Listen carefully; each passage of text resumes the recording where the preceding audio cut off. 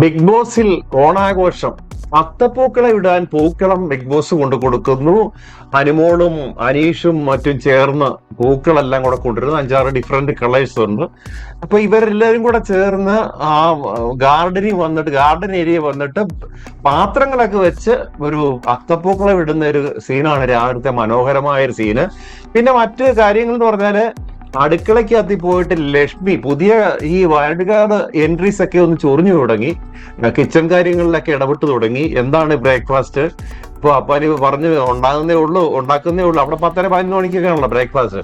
ഇപ്പം അപ്പാനി എന്ന് മറുപടിയൊക്കെ കൊടുക്കുന്നുണ്ട്. അപ്പൊ ഷാനവാസ് എന്താ ബ്രേക്ക്ഫാസ്റ്റിന്റെ കാര്യം എന്താ വന്നത് പറഞ്ഞു കൊടുക്കാൻ പറഞ്ഞപ്പോ ഷാനവാസ് പറഞ്ഞത് ഉണ്ടംപൊരി. എന്തായാലും ശരി, ഓണം ആയാലും ശരി, പിന്നെ വിഷു ആയാലും ശരി, ഇതിനകത്ത് നേരത്തെ പോയ സമയത്തിന് ഫുഡ് കഴിക്കുന്നില്ല എന്നുള്ള കംപ്ലൈന്റ് ഉണ്ട്. പിന്നെ ജിസയില് മുടി അഴിച്ചിട്ട്, അത് എക്സ്റ്റൻഷൻ ഉണ്ടെന്ന് തോന്നുന്നു മുടിക്ക്.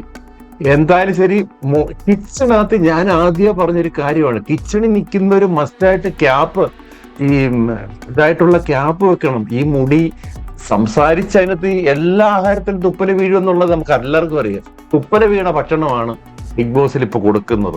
കാര്യം അവിടെ ചെന്ന് നിന്ന് പിന്നെ കിച്ചനകത്തും പുറത്തു നിന്ന് വാക്ക് മത്സരം എല്ലാം അവിടെ നടക്കുന്നത്. തുപ്പൽ ഏതെങ്കിലും ആഹാരത്തിൽ വീടുണ്ട്. ഈ മുടിയും കൂടി ഇടാതിരിക്കാൻ ബിഗ് ബോസ് ഒന്ന് ശ്രദ്ധിക്കണം. പിന്നെ അവിടെ ചെന്ന് ഈ ഇങ്ങനെ മുടി അഴിച്ചിട്ട് ഗ്യാസേന്ന് പിന്നെ തീ പിടിച്ചപ്പം ജിഷിൻ ചോദിക്കുന്നുണ്ട്, പുതിയ കണ്ടസ്റ്റന്റ് ആണല്ലോ ജിഷിൻ, വൈൽഡ് കാർഡ്.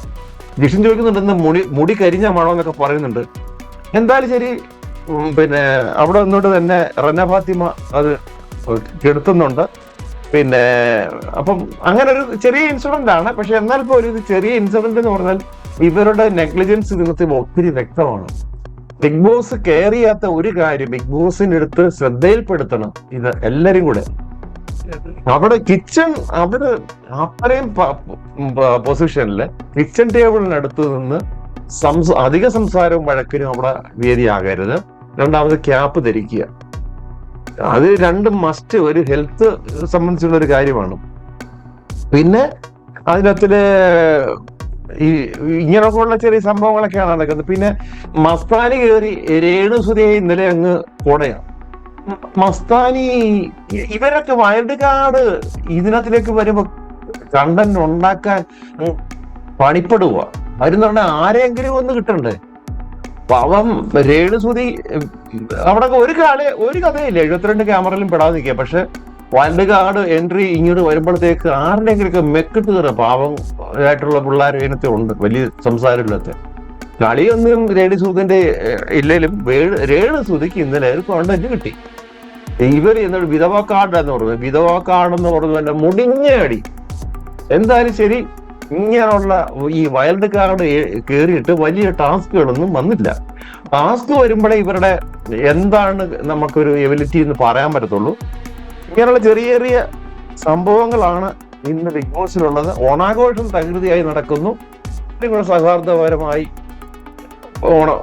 പൂക്കളം ഇടുന്നു. അനീഷ് മുൻപന്തിയിലെ എല്ലാ കാര്യത്തിലും ലീഡ് ചെയ്ത് നിൽക്കുന്നുണ്ട്. അവൻ ആര് വന്നാലും ഒരു സ്ട്രോങ് കണ്ടസ്റ്റന്റ് ആയിട്ട് അനീഷ് മാറും എന്നതിൽ ഒരു തർക്കവും ഇല്ല. ടാസ്കിന്റെ കാര്യത്തിൽ ഇനി എങ്ങനെയാണെന്ന് ഈ ഉപ്പിലികളാണ് വന്നിട്ടുള്ളത്. ഇതിനകത്തില് ലക്ഷ്മി ഒന്നും അത്ര വലിയ വയലന്റ് ടോക്കൊന്നും അല്ല. പക്ഷെ മസ്താനി റന ഫാത്തിമ, എന്റെ അമ്മോ, 2 എണ്ണത്തിനെ ബിഗ് ബോസ് സഹിക്കണേ. ഇതിനൊക്കെ എവിടുന്ന് പിടിച്ചോണ്ട് വന്നു എനിക്കറിയത്തില്ല. കേറുന്നതിന് മുമ്പേ ഒരു മണിക്കൂർ കഴിയുമ്പോ വഴക്കിടുക എന്ന് പറഞ്ഞാൽ എന്ത് സംസ്കാരമാണ്. ഇതിനകത്ത് കയറി ഗബ്ബടിക്കാൻ ഇങ്ങനെയാണോ വഴക്കിടുന്നത്? എനിക്കറിയത്തില്ല. മറ്റൊരു അപ്ഡേറ്റിൽ കാണാം. നന്ദി, നമസ്കാരം.